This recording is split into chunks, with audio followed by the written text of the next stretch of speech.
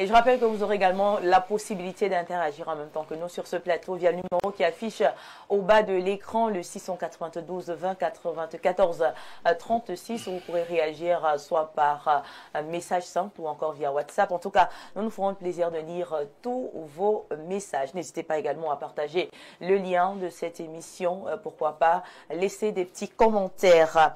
Alors, nous parlons de toute autre chose à présent, comme prévoit l'ossature de cette émission. Allons-y avec la dénonciation du jour. Ce fait qui vous énerve dans la société et que Pierre Blériot-Niemek aura encore le plaisir ce matin de dénoncer. Rebonjour, Pierre Blériot-Niemek. Rebonjour, Viviane. Je l'ai annoncé à l'entame. Je dénonce en général la ville d'Ezeka. Mais avant d'arriver à Ezeka, quand vous êtes à Boumiébel, vous êtes à 35 km d'Ezeka. Seulement. Je suis parti de Yaoundé par l'autoroute. De Yaoundé à Boumiébel, j'ai fait 45 minutes. Ça fait 90 km. J'étais à Boumiébel. C'est-à-dire je n'allais pas particulièrement vite. Ça roulait, la voiture répondait. Vous aviez l'impression que c'est comme ça qu'on roule dans les autres pays normaux. Mais ma joie s'est arrêtée à Boumiébel. Pour aller à Ezeka. Quand vous arrivez donc à Boumiébel, à 35 km, on a recruté une société pour goudronner la route d'Ezeka et cette société travaille avec les pelles et les pioches. Voilà. Je dis râteau, pelle, pioche. Comment ça? Pour goudronner la route d'Ezeka. Et bien évidemment, la société a plus creusé les nouveaux trous qu'elle n'en a résolu. Donc, je ne parle pas d'Ezeka parce que c'est mon village. Hein. Vous devez, pour aller à Lolodor chez Semenge, vous allez passer sur cette route-là. Pour aller ainsi de suite. Alors, c'est un véritable mouroir qui détruit totalement les véhicules. Je dis, les crevasses, c'est du jamais vu. C'est un enfer, c'est un pandémonium. Pour partir de Boumiébel à Ezeka, j'ai fait 2 heures de temps. Seulement de Boumiébel à Ezeka. 35 km. C'est pas faux parce que... C'est-à-dire que vous ne devez pas dépasser 40 à l'heure. Dès que vous dépassez, vous tombez dans un gros trou. Et les trous sont si gros qu'on est obligé d'y entrer et de ressortir calmement. C'est-à-dire la crevasse prend toute la route. Il n'y a pas de voie de contournement. Vous entrez dans la crevasse, vous vous calmez si vous êtes un bon chauffeur. Il faut développer beaucoup de patience. Vous remontez vos roues progressivement, comme si vous alliez en enfer. Donc, quand vous avez donc fini ce parcours infernal, vous arrivez donc en plein enfer, c'est-à-dire à Ezeka. Vous arrivez à Ezeka, une ville qui avait un restaurant avant, qui était le restaurant municipal, qui a fermé. C'est-à-dire que si vous restez à Ezeka de 8h à 22h, vous ne mangez pas. Dans tout Ezeka. Je dis, vous ne mangez pas du tout. Il n'y a rien. J'ai fouillé, j'ai trouvé que Bukra Voyage a essayé de faire un truc au-dessus de Butra, peut-être pour que les gens de Butra dorment là-bas. Je dis, et j'aime vous dire que c'est le département d'origine de Ruben Oumiobe, hein, et qu'il est enterré dans cette ville. Il faut donc enlever Ezeka du nombre de chefs-lieux de département. Enlever, donc là c'est le ministre de l'AT. Lui il enlève Ezeka, mettez Ezeka village.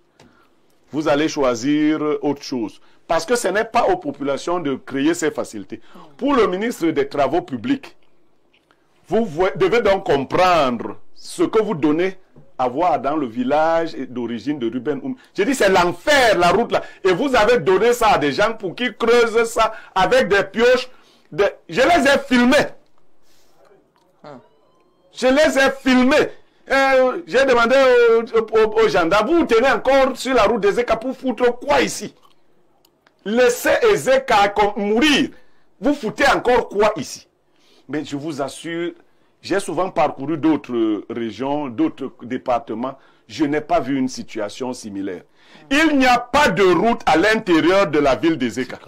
Pas du tout. C'est-à-dire que vous partez, vous voulez aller au tribunal d'Ezeka, c'est un enfer qui n'est pas goudronné. Hein. C'est les anciennes routes coloniales. Est-ce qu'on peut détester une ville comme ça? Est-ce qu'on peut détester un coin comme ça? Le Ezeka vous a fait quoi comme ça? Et la population d'Ezeka elle-même, d'une paresse indescriptible. Mais des feignants, vous n'avez pas idée. Vous voyez une dame qui dit qu'elle vend de la nourriture au tribunal des ECA. Elle fait 6 plats. Voilà. Uniquement. Seulement. Et quand vous avez... Elle dit, je ne vis pas de ça. Tu fous quoi là? Je dis que je dénonce toute la ville des ECA. Casse tout. Vous voyez? Depuis le gouvernement qui ne fait rien pour la ville des ECA. Il y a une station d'essence. Je crois que comme Nyodok est Bassa, mais il est de comment, de Pouma. C'est lui qui avait facilité ça. Vous pouvez, on vous parle d'un chef-lieu de département. Hein. Moi, j'ai grandi en Balmayo. C'est des villes du même âge. Prenons seulement Balmayo. Oui. Balmayo dépasse Ezeka 50 fois. C'est vrai. Je dis que j'ai pas vu de boulangerie à Ezeka. Même pas. Attends, c'est quel enfer ça? Moi, j'ai jamais vu ça. Il n'y a rien qui vous rappelle la vie d'un département à Ezeka. Donc, retirez le titre de chef-lieu de département, retirez tout ce que vous voulez, désignez Ezeka comme village. Non, ce serait plus... Ça va correspondre à la réalité, puisque c'est un village. Je pense qu'il faudrait tenter de trouver des solutions pour... Quelles solutions ils peuvent encore trouver? Non, pour améliorer, pour améliorer les... Creuser une route avec les pioches. D'accord. En tout cas, merci. Pour aller à Ezeka. C'est une forte dénonciation ce matin qui met donc en avant, on va dire, le manque d'infrastructures de base, au moins, de base, et qui forcément impacte sur la vie. Vous pouvez croire que... Vous pouvez penser que Bleu est excessif, mais il n'est pas excessif. Ah, ok, vous avez fait un tour là-bas aussi. C'est chevaux. Ok, c'est le chevaux. Alors, donc, ce qu'il est en train de dire est vraiment... Vous flirtez avec cette réalité. Je ne flirte pas, je la vis. Quand il faut déjà penser que vous irez à Ezeka avec la voiture et que vous êtes à Boumiébel, c'est un sport psychologique. Vous êtes fatigué avant le voyage. Et comme il dit, l'entreprise travaille avec des pelles, mais en génie civil, ça n'existe pas. Quand on dit qu'on a donné à une entreprise sérieuse, un marché, une route sur laquelle même peut-être le président de la République va circuler, vous venez avec des pelles, des pioches, le président va circuler là-bas pour aller où? C'est pas sérieux. Il faut avoir des engins. Et on connaît quel genre d'engins on utilise pour travailler quand même sur une route comme celle-là. Là, vraiment, ça ne... Oui, sans route, on ne peut pas vivre. Oui, la circulation bon, peut-être pour le restaurant municipal, il a fermé, mais il y a le centre Nicolas Ntamak, l'évêque a quand même pensé. Peut-être on ne vous a pas indiqué. Le centre Nicolas Ntamak est un bon lieu d'accueil qui a sans publicité, où vous pouvez quand même avoir un bon repas. C'est tout des catholiques là-bas. Moi, je te parle de l'État, tu me dis que les catholiques... Je vous indique quand même, pour ne pas faire hypoglycémie. Non, mais oui, cela freine quand même le développement économique local. Vraiment, la dénonciation de Blériot vient présenter un cliché très important de ce qui se passe dans plusieurs villes du Cameroun aujourd'hui. C'est-à-dire, quand vous sortez de Yaoundé, Douala, dans une moindre mesure Garoua, Bafoussam, les autres villes du pays, on a l'impression qu'elles appartiennent plutôt à un autre pays que le Cameroun. Les questions d'alimentation, moi, il m'est difficile de manger dans plusieurs villes. Je préfère parfois prendre le grillade de viande là parce que il y a au moins ça là-bas. Oui, donc je préfère prendre ça parce que pour éviter de tomber dans... Non, moi j'ai fait le tour du Nyon et qu'elle est même avec un membre du gouvernement qui appartient à ce département dans le cadre des activités politiques d'un parti, le RDPC pour ne pas le nommer.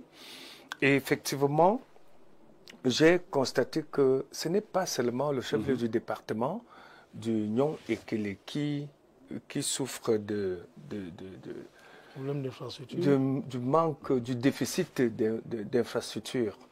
C'est tout le département du Nyon et Kélé en fait. C'est-à-dire, si vous devez aller à Andé quelque part là-bas à Bodmakak ou je ne sais pas moi quoi, si vous n'avez pas un véhicule 4x4, vous ne pourrez pas. C'est-à-dire, si vous avez un jouet comme ce que j'ai là dehors, vraiment, ça va se gâter en route et ça va... Non, soyons un peu sérieux et ça pose un autre problème, l'attribution des marchés à certaines entreprises fictives. C'est-à-dire quelqu'un soumissionne avec un dossier costaud d'apparence et puis le marché est attribué. Il va sous-traiter le marché avec quelqu'un qui dispose du matériel, c'est ce que nous voyons. Et au lieu d'attribuer le marché à celui qui dispose du matériel confirmé, on donne donc le marché à ces genres de personnages qui fonctionnent avec les pelles, les haches et tout ça. Et je vous assure, les questions... On a l'impression que Ezeka est fâché ce matin quand même, hein. Une petite coupure pour manifester la colère, mais on espère quand même que, voilà, aujourd'hui, après la dénonciation, les choses iront mieux, parce que je me pose quand même la question de savoir est-ce que les autorités, que ce soit nationales ou locales, n'ont pas identifié Ezeka quand même comme étant une priorité en termes, voilà, de développement. Monsieur Ongene. En fait, je crois que nous avons un problème de façon générale dans ce pays et qui renvoie à la question des normes. Ailleurs, là où on est souvent, et dont on souhaite ramener l'expertise extérieure vers le Cameroun, c'est que la cité est catégorisée en termes de villes. Vous avez des métropoles, vous avez des grandes villes, vous avez des districts et jusqu'à... Au village. Et vous avez, vous voyez par exemple, quand on évoque par exemple la France, on vous parlera des banlieues et tout cela. C'est ça la ville. Et aujourd'hui, nous avons des ministères, mais qui ont du mal à s'approprier de cette évolution sur le plan mondial. Pourtant, on les voit assister à des colloques internationaux où les standards sont arrêtés. Ça fait que une ville, selon sa catégorie, doit renvoyer à un certain nombre d'éléments. Monsieur Blériot l'évoquait tout à l'heure. Vous ne pouvez pas arriver dans un chef-lieu de département qui, s'il faut regarder dans l'ossature de la structuration de notre démographie au Cameroun en termes d'organisation, et que vous soyez dans un chef-lieu de département où vous n'avez par exemple pas où vous restaurez. Vous n'avez pas un lieu d'hébergement. Voilà. Je ne veux même pas parler de l'accessibilité. C'est déjà pour dire qu'à partir de là, nous sommes totalement à côté, HS, et notamment les récriminations qui ont été évoquées ici vont ressurgir. Et ça pose le problème du développement en réalité. Parce que vous ne pouvez pas vous développer en vous projetant vers l'émergence si ce type d'éléments, vous ne les avez pas réglés. Parce que vous allez voir qu'il a, par exemple, évoqué la question de la paresse à Ezeka. Oui, justement, les acteurs locaux qui vous verrez que, restent également là. Des jeunes qui sont là-bas, ils sont soit tous à Boumiébel à vendre du Mintumba ou des chips, ou ils font la moto-taxi, ou bien ils vont s'agglutiner à Yaoundé, peut-être à Barrière, je ne sais pas, les quartiers périphériques et tout. Alors que pour pouvoir, chaque ville, de par ses réalités, doit pouvoir produire de la richesse et capter les visiteurs. Parce que c'est ça le mouvement. Moi, je suis souvent à Yuri quand on parle même des questions du tourisme ici qui n'arrivent pas à atteindre certains niveaux de croisière. Étant donné qu'il y a des pays qui ne vivent que du tourisme. Voyez-vous par exemple, une ville comme Ezeka, non seulement elle est à l'image d'un grand patriote, de quelqu'un qui a lutté pour les indépendances au Cameroun, Ruben Oumniobé. Donc ça devait être un sanctuaire où les gens viendraient de par le monde pour s'y rendre et visiter. Et ça allait faire tourner l'économie de ce côté-là. Vous voyez donc qu'il n'y a pas de route, il n'y a aucune infrastructure réelle de base pouvant attirer et contenir les gens là-bas. Du coup, il n'y aura pas de développement. Bien sûr, parce que ça aura forcément un impact sur les autres secteurs. Et le comble, je crois que quelqu'un l'a dit ici, qu'il n'y a pas assez de créativité, d'inventivité et même un déficit d'intelligence à mettre certaines choses en place. Vous verrez donc que là, on vous parle des notions d'élite, l'élite qui se déploie, l'élite qui va capter des voix, alors que il ne peut pas, derrière, assurer un développement certain. C'est l'image malheureuse que EDEA nous envoie aujourd'hui, qui renvoie une image générale sur les chefs-lieux de région et certaines villes même emblématiques. Vous verrez cela du côté de Nkonsamba, du côté de Mbanga. Il y a jadis les villes comme Otelengumu qui ronronnaient dans les oreilles comme des grandes villes qui donnaient à avoir envie d'aller voir, mais malheureusement, ça ne compte pas. Et une autre question, c'est que tout Camerounais, où qu'il se trouve, a le droit d'un meilleur vivre. Donc, si les gens se sentent à l'étroit, s'ils vivent mal leur situation dans leur chair, ils ont l'impression qu'ils sont totalement abandonnés. Et c'est généralement ce qui peut amener des gens à se révolter ou bien totalement à baisser la garde face à certains enjeux. Suivez mon regard. Ça fait donc que ce matin, non seulement il faut interpeller le gouvernement sur cette question des écarts, ville martyre, ville emblématique, ville historique, voilà, parce que chez les autres, on vous dit aller à Versailles, c'est pour voir quoi?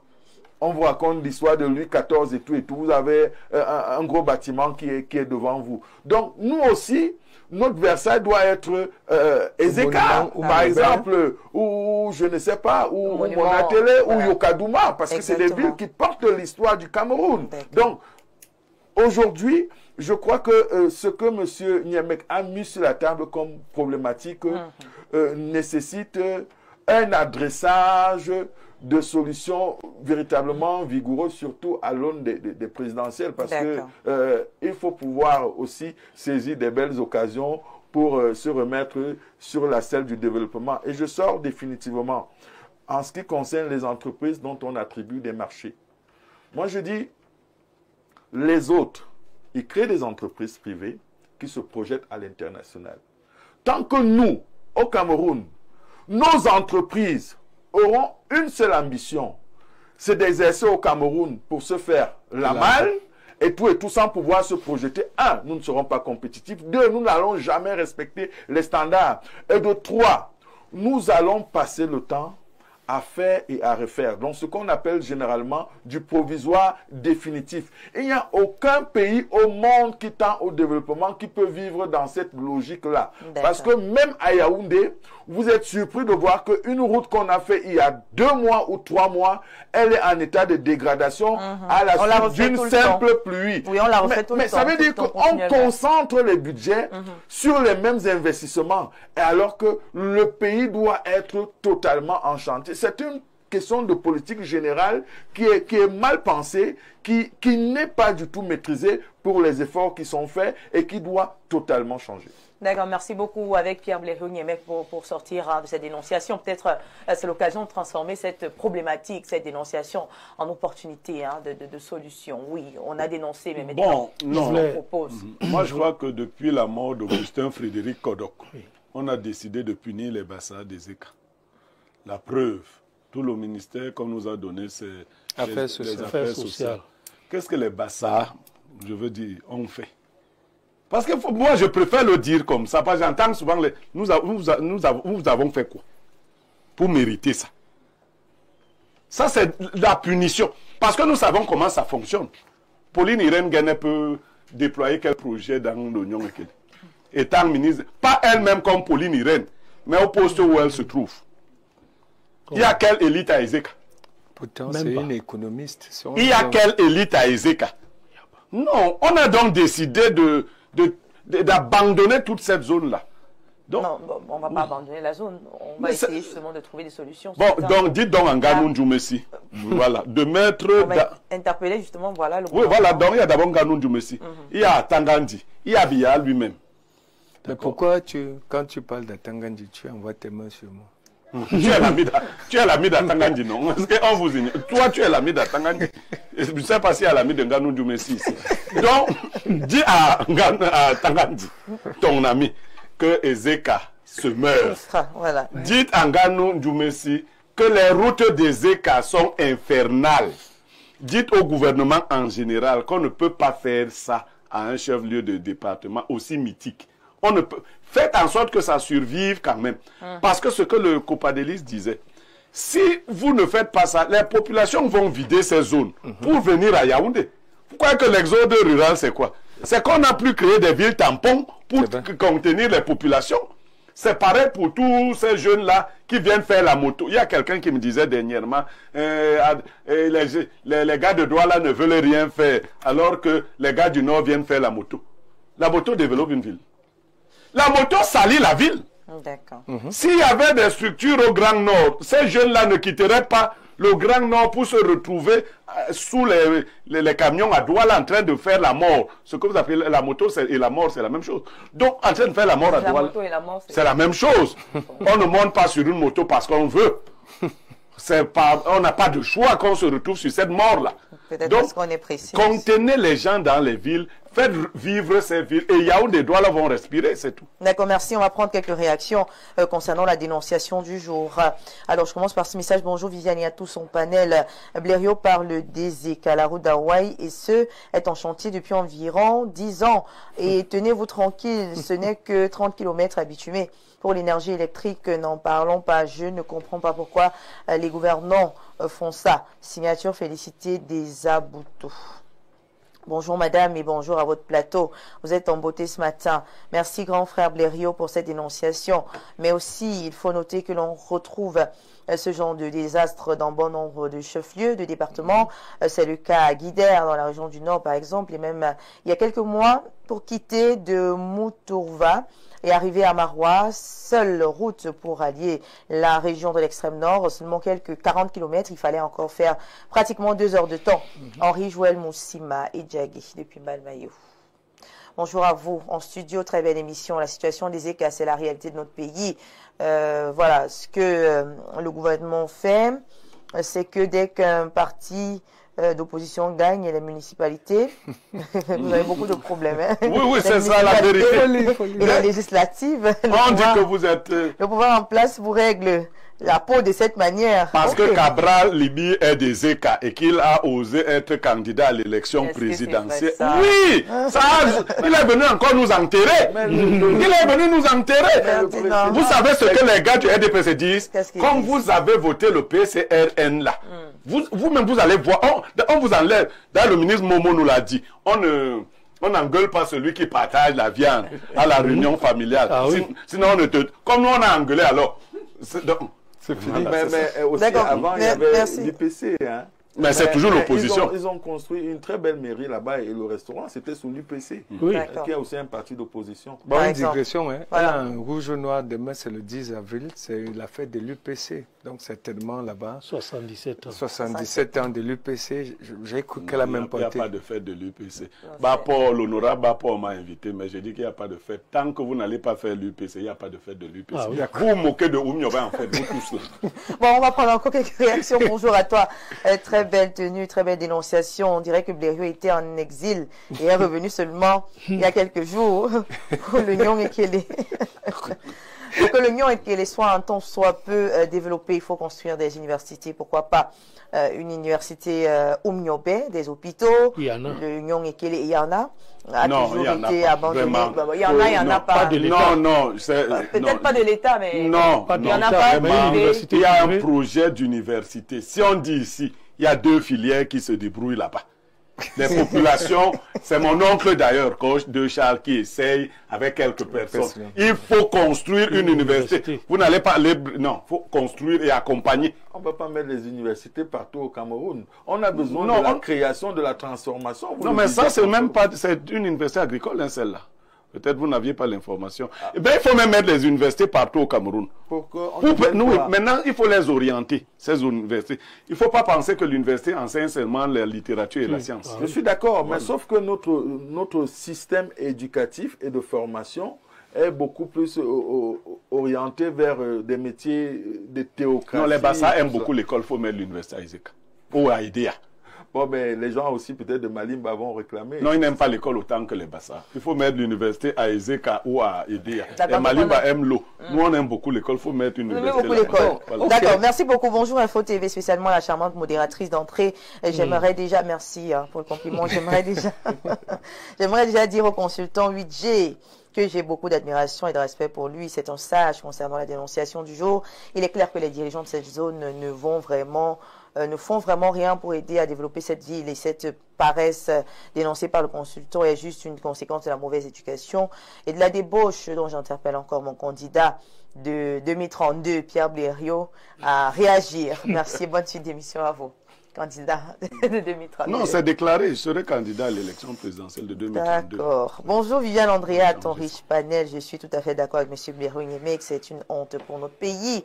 Au regard de l'émergence 2035, est-ce que cette émergence concerne seulement Yaoundé, Douala? Ça devrait concerner tout le pays. Regardez aussi la route de Nkozwa au niveau de l'entrée, ministre. Cette route qui ressort à soi, vraiment gâtée, la poussière peint les maisons. Pourtant, cette route, je crois que la sauté, cette route avait déjà été goudronnée dans les papiers. Vraiment, quelle honte. Blérou-Niémé, continue ton travail. Oh là là, les populations sont consternées. Bonjour Viviane Andrea, concernant la dénonciation. Ezeka est l'une des vieilles villes au Cameroun. Ezeka et toutes sont il parle de villes, sont des chefs-lieux de département. Mais il n'y a aucune lueur d'espoir en matière de développement. Les élites bassins en particulier ont abandonné cette ville, cette ville-là, oui, ces villes. On peut aussi citer Ngambe, où Samuel Eto'o est originaire. Là-bas, il n'y a pas de route. Tout est vétus, quelle tristesse, vivement. Ouais, c'est pas possible. C'est pas à Samuel Eto'o d'aller développer Ngambe. Non, non. Non, il indiquait juste que c'est son village. Oui, mais je précise aussi que ce n'est pas à Samuel d'aller développer Ngambe. On dit que bonjour à vous sur le plateau, belle dénonciation, monsieur Castou. Malheureusement, c'est comme ça quand ça concerne les villes ou les zones basses. Aucune ville bassa n'est développée depuis la nuit des temps. À nos jours, incluant les villes d'Édé, Apouma, Boumiébel, les gens passent Fabrique et Tamé depuis Douala, Bouna, Moussadi. Les bassins ont l'impression d'être lésés. Hein. Ils n'ont pas l'impression. Les bassins sont lésés. Ce n'est même pas une impression. Bonjour. D'abord, c'est une punition. On a décidé de nous punir. Nous savons ça. Alors, bonjour, panel d'espace miné. Je pense que c'est un problème général dans tout le pays. Et le Cameroun, et nous, Camerounais, aimons bien cet état de choses. Je le dis au nombre de motions de soutien à la reconduction de ce régime en 2025. La souffrance ne fait que commencer. Zeng Gislain depuis Berthois. D'accord, on va prendre quelques 3 messages également de ce côté et puis on va poursuivre. Alors bonjour Viviane Andrea, dit à Monsieur Niémé qu'il parle aussi de Ngambe. Monsieur Roland qui écrit. Bonjour, bonjour Blériot de Mbio, sois fier de ton Ezeka. Parce que si tu étais de Lembeyezoum. Non, mec, vous allez comparer un chef-lieu de département à un village. Lembeyezoum, c'est le village du chef. Vous allez comparer. Non, vraiment, il ne faut pas faire ça. Bonjour. Est-ce que je vous ai parlé même de Ngormapoubé? Je vous parle d'Ezeka, le chef-lieu de département. Bon, d'accord. Les populations de Monatélé en diront autant. Hein. On dit les hauts du sud qui passaient sur la route, le ministre, vraiment, vous avez cité les noms. Bonjour, Espace Mini, à votre panel. Elle n'est pas là. Bonjour, moi c'est Assandi, je vous suis. Merci beaucoup pour vos réactions. En tout cas, voilà, on ne pourra pas tous je voulais placer lire. Un mot c'est vrai que c'est terminé avec la dénonciation. Hein, c'est vrai, je n'ai pas même eu 30 secondes pour parler de ça parce que, il faut le dire, Blériot disait tout à l'heure que c'est la paresse. Oui, non, la paresse également. C'est pas la paresse. Oui, c'est pas la paresse parce qu'il n'y a aucune industrie à Ezeka. Il n'y a aucune société qui emploie les citoyens. Pour faire une mamie de nourriture. Oui, j'arrive. Une femme qui va faire 30 plats, qui n'est pas sûre que ce jour-là, il y aura les Blériot qui vont arriver. Elle est déjà habituée à faire ces 6 plats. Mais dans tous les métiers, c'est comme ça, on est sûr de rien. Maintenant, elle ne va pas faire 30 plats et réchauffer la nourriture demain. Je pense que ce n'est pas de la paresse, c'est des études. Elle est habituée à vendre ses la population des Ezeka comme activité. Il y a beaucoup de travaux champêtres. L'agriculture. Qui produisent quoi? On vend quoi? Le marché des... Non. Mon frère, là, tu veux que je casse tout. Il y a quel marché à Ezeka qui montre qu'on travaille à Ezeka? Et juste pour vous rejoindre, vous prenez le péage de Boumiébel. Tout le monde est encore fait de façon artisanale. Ça veut dire qu'ils pouvaient développer là. Les chips qui sont vendus à Ezeka, elles sont faites avec quelle huile? Juste pour vous rejoindre. Donc, les gens... Ils veulent bien, on veut bien qu'il y ait le développement là-bas, mais eux-mêmes doivent constituer des acteurs du développement. Oui, faut pas si vous défendez la tribu, ça va même pas nous aider. Je vous présente une situation. Non, c'est des paresseux. C'est des paresseux. À Boumiébel, maintenant, on te vend l'orange à 500 francs. Il a raison, c'est pas normal. Les gens viennent là, orange. Toutes les jeunes qui ont abandonné les champs pour venir vendre des oranges. Un peu de paresse quand même. C'est de la paresse. Pas qu'un peu, c'est beaucoup de paresse. C'est de la paresse. Il faut leur dire ça, comme ça les filles vont rentrer au champ. Elles ne vendent pas que les oranges. On te montre les oranges, on montre le corps. Donc elles doivent rentrer au champ. Ah, ils ne vendent pas que les oranges. Et voilà.